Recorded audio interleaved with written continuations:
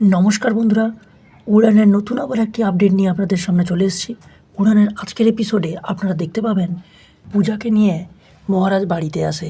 সুবিনয়বাবু পূজাকে দেখে খুব খুশি হয় এবং বলে, আমি নিজের হাতে আজ তোকে বরণ করব।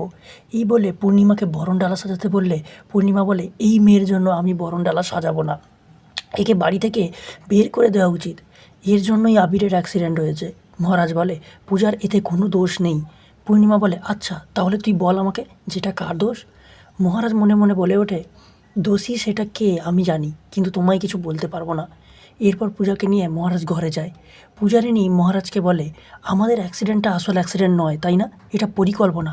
মহারাজ কিছু বলতে চায় না। পূজা বলে, কি হলো বলো।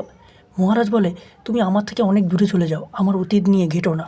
পূজা বলে, তোমার অতীত নিয়ে আমি ঘাঁটবই, আর তোমার কেস অলরেডি রিওপেন হয়ে গেছে। এই শুনে মহারাজ চমকে ওঠে।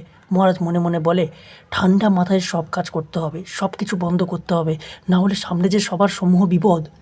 এরপর দেখা যায় মহারাজ পূজাকে শাড়ি চেঞ্জ করতে বলে, কিন্তু পূজা বলে, আমার এই ব্যথা হাত নিয়ে আমি কীভাবে করব।